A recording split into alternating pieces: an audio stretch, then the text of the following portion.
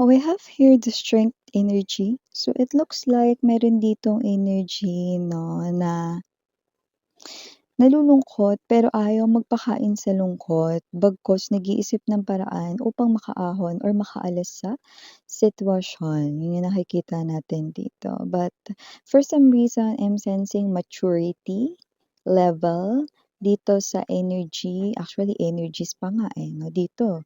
It could be more than one pa. So let me see more, but I do see someone here, no, who is having this high level of maturity. So let me see. Just take only what resonates, guys. Okay.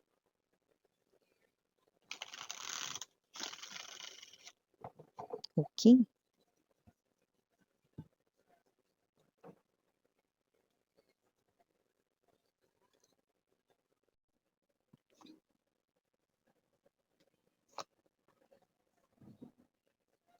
Seven of Wands in reverse ay ang energy ng hindi matatanggihan. Parang ganon. Okay, with the King of Cups energy, okay, I'm picking up that whoever it is coming towards you, this person appears as someone who's matured. And yeah, may age gap dito, no? But this is a different reading that I'm getting. Let me see, okay? Um, yeah, this is a love reading, but it looks like there's something else dito na dapat mong malaman related sa love reading ninyo. Let me see. We have the world. There could something na nag-end dito long time ago or pwedeng dati noon. Okay. So let me see more. We have here the Ten of Swords. Oh. Ten of Swords with the Temperance is an energy of forgive and forget. Ooh, let me see. Okay, I just heard pakiusap, an action of makikiusap. Let me see more. Okay, let me see more. Justice. Definitely someone here is coming towards you. Maraming evidences. Knight of Swords energy, Two of Swords right in here. We also have here the Three of Wands, Six of Swords. Lahat yun indication na talagang may papunta rito sa inyo. You've got a visitor. Others of you, visitors with S. Okay, could be two or three, but more likely, dalawa or isa yung nakukuha natin ditong bisita mo. Pero hindi ko nakikita na buwisita ang paparating sa inyo. Okay? Like what I've told you, this is something here na parang different. Okay? So, before we dive into your reading more, let me just make bate everyone first. Hi and hello there everyone. My name is Yan. Welcome new subscribers, returning Istam buyers. Thank you po sa inyong walang sawang love and support for me. At kung di niyo pa alam na meron pa po tayo na other channel, link down below sa ating description box. So if interesado, i-click lamang po yung link dyan para mapunta kayo doon at araw-araw ay nag-upload tayo ng collective readings for all signs there. Tuwing natin gender dito ha, babae, lalaki, LGBT, lahat ay welcome. Pwede rin pong i-switch ang mga roles dahil possible magkapalit-palit dahil general reading ito. And at the end of the day, lahat ay may free will na, free mong gamitin anytime, anywhere. So, yay, timeless tayo dito. Pwede nangyari na ha. Sa iba nangyayari na ngayon sa kasalukuyan or present moment at sa iba mangyayari pa lang. Kaya naman, no, feel free na i-claim yung messages, no, if you want and then leave the rest behind kasi baka yun ay for other viewers naman. No? But dito, definitely, no, maaring yung bisita rito ay walang iba kundi ang parent or parents, magulang, no? Puwedeng isa, puwedeng dalawa sila, no? Both parents, no? Ng iyo ritong past lover, ng iyo ritong ex-husband, ex-wife, ex-boyfriend, ex-girlfriend, long time na naka-in relationship. Okay? Itong mga magulang na ito, no? Ang makikiusap with the World card energy, yung nag-end rito ay ang connection ninyo ang relationship ninyo nung past lover mo 'no, at ang kanyang parents or magulang na rito ang makikiusap 'no, para bigyan mo ulit ng isa pa kahit na last or huling pagkakataon ang kanilang anak 'no. It might sound pathetic 'no, sa unang pagdinig ninyo, pero sa nakikita ko rito 'no, isa itong klase 'no ng indikasyon na yung magulang alam na tumino nung ikaw yung karelasyon ng anak nila. So, nakita ko dito na puwedeng hindi mo na pinapansin, closed door ka na sa iyong past lover right in here 'no, at puwedeng wala na talagang kahit na anong paraan na puwedeng gawin ang iyo ritong ex 'no, para manumbalik ka sa kanya. Kaya itong mga magulang niya ang lalapit na at hihingi ng tawad, hihingi ng another chance 'no, on his or her behalf 'no. But lilinawin ko 'yun, hindi siya lumapit sa mga magulang niya upang humingi ng tulong, okey, kundi puwedeng ito ay nakikuwentuhan niya 'no na wala na talaga or wala na talaga talagang desidido na at buo na yung loob ni collective 'no, na ako ay talagang binitiwan niya na ako ay talagang hindi na makababalik sa buhay ni collective 'no. So 'yan. I do see na kung sino man 'to puwedeng malayo yung panggagalingan ng parents kasi nakita ko rito yung pagbiyahe, yung iba pa nga dito long, okey, long travel time yung nakita natin dito. So, puwedeng may galing ng probinsya, may galing ng malayong lugar 'no, o yung iba baka traffic lang talaga. Kaya kahit parang ang lapit-lapit lang, isang bus lang, 'di ba? Pero yung daanan laging traffic dun, 'yan, oh, kaya tumatagal ng ilang oras 'no, yung biyahe. So, nakita natin dito, yes, for a lot of them, okay, talagang magta-travel sila rito, buo na yung kanilang loob. Kagaya ng binanggit ko sa inyo kanina 'no, there's an indication right in here 'no, ng pag-travel, okay. Knight of Swords, the Moon, Two of Swords, Three of Wands, Six of Swords, definitely. Tuloy dito nakakausapin ka ng parents nila 'no. So, nakita natin dito that naghiwalay man kayo ng past lover mo, alam mo na naging mabuti ang pamilya niya sa'yo. Ang kanya ritong nanay, tatay, mga magulang 'no, at puwede rin na kanya rito na mga kapatid na rin at lolo't lola 'no. So, nakita natin dito 'no, na alam mo naman lahat ng mga magulang ay gagawin 'no, para matulungan yung kanilang anak dito. So, nagkusa na, 'yan 'no. Sabi ko nga sa inyo, puwedeng isa lang, puwedeng it could be his or her mom or it could be his or her dad 'no, pero sa iba puwedeng dalawa talaga ito 'no. Pero ba't miss yan sabi mo kanina 3 sila, kasi possible na yung iba sa kanila rito 'no, isama rin nila mismo yung past lover mo, okay. But that's only for few of you guys, kaya naman just take only what resonates 'no.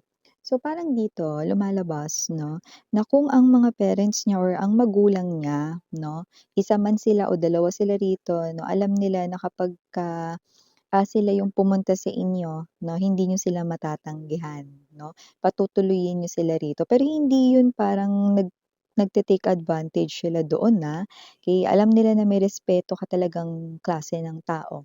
Kaya nga gusto ka nila para sa kanilang anak 'no, kasi matino ka. Yun ang lumalabas dito, matino ka, puno ka ng sinseridad 'no, at lumalabas pa nga dito 'no, na sa lahat ng mga nakarelasyon ng anak nila, ikaw talaga yung nagustuhan nila. Kasali na dun pati yung mga naging girlfriend at boyfriend niya nung nag-aaral pa siya, ba't may gano'n dito?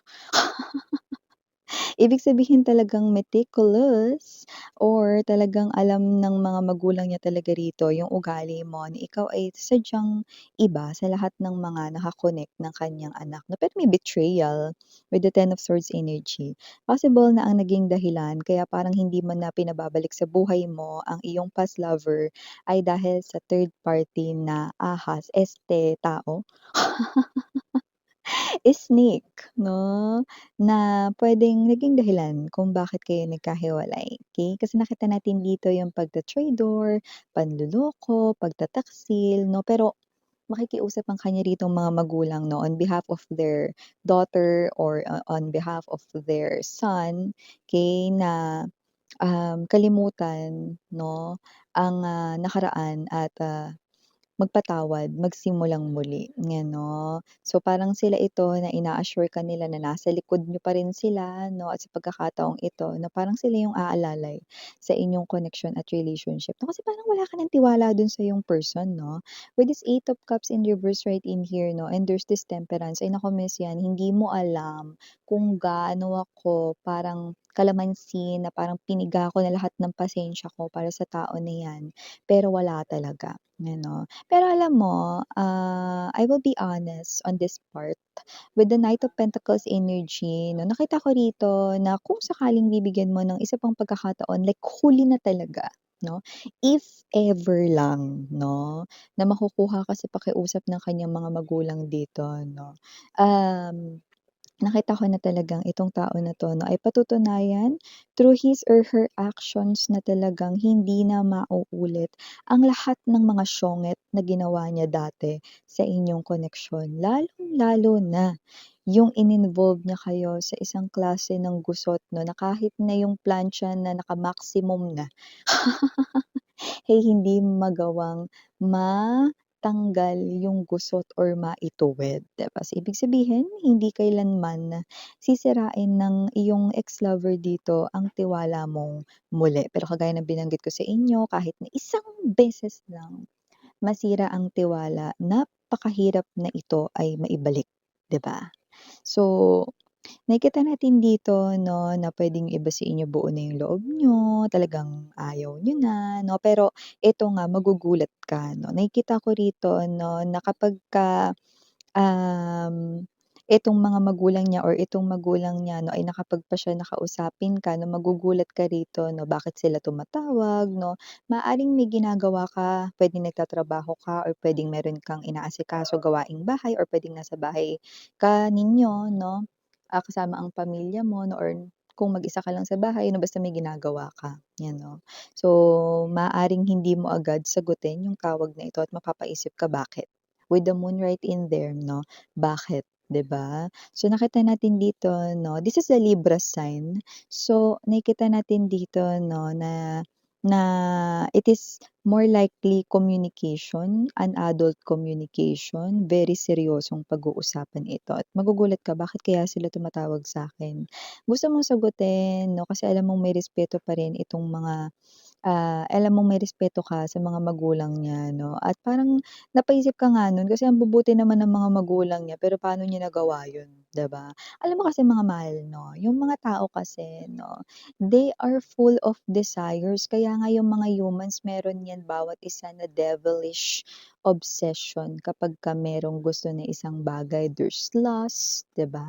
Depende talaga yun kung paano mo makokontrol, okey? So, puwede kasi yung, regardless kahit na gaano kabait pa rito yung mga magulang niya 'no, kung naakit siya sa tukso wala siyang nagawa doon 'no. It is some kind of something na hindi niya nakontrol, 'di ba? So, nakita ko rito na hindi mo agad, okey, sasagutin or re-replyan yung message ng magulang, yung tawag ng magulang niya or mga magulang dito sa'yo 'no, pero sasagutin mo pa rin 'yan because you have this high respect for these people, okey? Kasi, naging bahagi sila ng buhay mo 'no at, sila ay naging ina at ama mo rin, 'di ba? So, yung iba puwedeng hindi naman kayo kasal ng person mo pero long time boyfriend or long time girlfriend mo siya. So, parang tinuring mo na rin talaga, actually ni-look forward mo pa nga 'no, na maging magulang talaga itong mga magulang niya 'no. Ang bait, with the King of Cups energy, ang bait ng mga magulang niya rito 'no. Kaya parang hindi mo talaga alam paano nangyari yun sa kanya. Kung yun ang issue ng pangangaliwa, 'di ba? Alam mo kasi mga babes 'no, it's just a myth na kung ano yung ugali ng magulang, eh, yun din yung ugali ng anak. Kung ano yung kasalanan ng anak, yun din ang sa magulang, hindi yun totoo. It's just a myth 'no. Every human being has this devilish desire 'no, na nasa sa kanila kung makokontrol nila yun or hindi 'no. And as per your person dito, hindi niya nagawang makontrol yun, okey? Bagay na puwedeng ikinalungkot ng magulang niya or mga magulang niya ang inyong hiwalayan. Yung iba nga sa inyo may anak, eh, okey? Lalo na Lalo na kung may anak kayo ng person na ito, mas lalong gusto ng mga magulang niya na kayo ay magkabalikan. So, nakita ko rito 'no, nakasado na talaga, okey, na talagang pupuntahan ka 'no.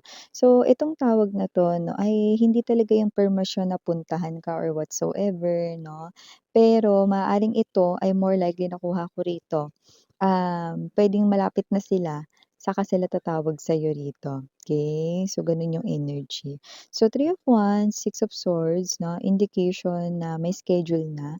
So, talagang pupuntahan at bibisitahin ka na rito ng magulang niya or ng mga magulang niya 'no, or yung iba nga 'no, for few of you guys kasama pa itong person mo kasi puwedeng matuklasan niya in advance na ito yung balak ng kanyang mga magulang 'no. Five of Coins in reverse 'no, hihingin talaga dito ng kanyang mga parents or ng parent niya rito with the Five of Pentacles in reverse 'no, na subukan mo ulit 'no, na tanggalin yung blockage sa inyong relationship 'no, at, magpatawad sa iyong puso 'no. Pero siyempre alam ko na mapupunta ka rito sa klase ng hot seat 'no, kasi hindi naman yung magulang niya yung pakikisamahan mo sa iisang bahay 'di ba, kundi siya 'no. Pero kagaya nga ng binanggit ko sa inyo kanina kung sakali man 'no, nabibigyan mo ng isa pang pagkakataon ng person mo na nakikita ko na hindi niya na ito sasayangin pa 'no. Paano ko malalaman yun Miss Yan? Intuition, sweetheart. Use your spirituality, ibig sabihin yung kutob mo mararamdaman mo, ang sincerity ng person mo, okey? So, gamitin mo 'yan, okey? Puwede mo din naman siyang subukan at i-try. I-put mo siya sa mga test 'no, para magkaroon ka rito ng parang, basehan 'no, kung itong tao na 'to 'no ay nagpapakita ng pagbabago talaga 'no, 'di ba? So yeah, mga babes 'no, for the initials right in here, yes we have M, A, S, T, L, C, R, A, O, and last but not the least, we've got the letter B as in boy. So yeah, these are all the messages I got right here for you, sweethearts. Again, I'm Mariana on Sarang Love and Light. 안녕.